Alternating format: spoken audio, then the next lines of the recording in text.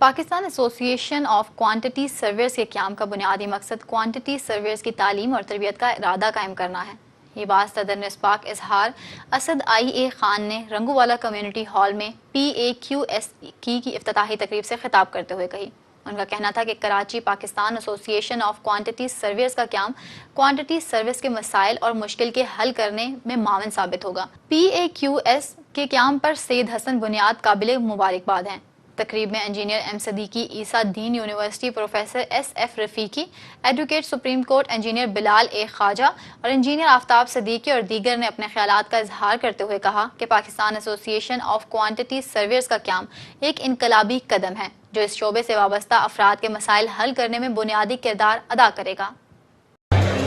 یہ تو بڑی اس کی بہت سخت ضرورت تھی پاکستان میں کہ کوانٹٹی سرویئنگ سیکشن جو مطلب جو سرویئرز ہیں ان کی کوئی ایسوسیشن نہیں تھی اور ان کو کوئی بستی کا سرویئرز کو ہم لوگ نے وہ اہمیت نہیں دی جو دینی چاہیے۔ ہر پروفیشن کی یہ ایک بیک بون ہے کہ کوانٹٹی سرویئنگ جو ساری جو کوانٹٹیز کیلکولیٹ کی جاتی ہیں ایسٹیمیشن جس میں پروجیکٹ کی کاسٹ بیس ہوتی ہے، وہ اگر اس کی بنیاد ہی صحیح نہیں ہے تو وہ پروجیکٹ کی کاسٹ کہیں سے کہیں پہنچ جاتی ہے اور پھر یہی ہوتا ہے شکار ہو جاتے ہیں پروجیکٹ جن میں پیسے ختم ہو جاتے ہیں اینڈ جو ساری ایلز ہیں پروجیکٹس کی وہ ادھر سے ہی شروع ہو جاتے ہیں۔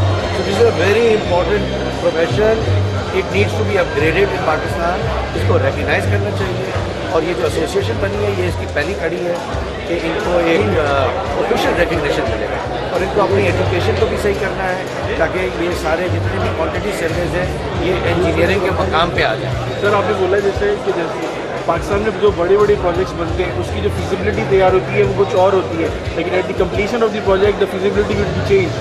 فیزیبلٹی نہیں اور ناٹ فیزیبلٹی، انجینئرز ایسٹیمیٹ جو پریپیئر ہوتا ہے اس کو تو سارے پریپریشن تو کوانٹٹی سرویئنگ سے ہی شروع ہوتا ہے۔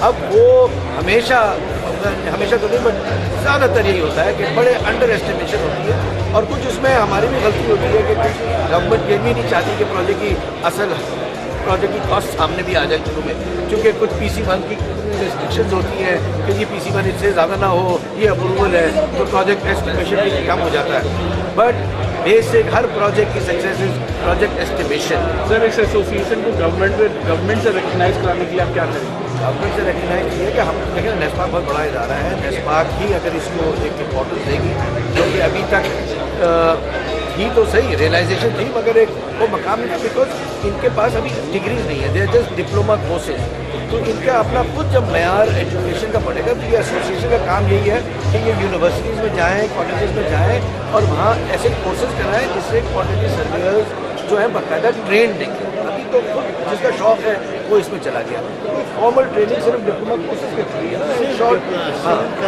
ہو چکی ہے تو وہی ہے۔ تو بٹ میں یہ اس بات کو کہوں گا کہ بہت سے انجینئرز ہیں they should take up this profession. یہ نہیں ہے کہ صرف وہ سول اس میں چلے گئے، کنسٹرکشن سپرویژن میں چلے گئے، ہزاروں انجینئر گھوم رہے ہیں بے روزگار ہیں اور کوانٹٹی سروس۔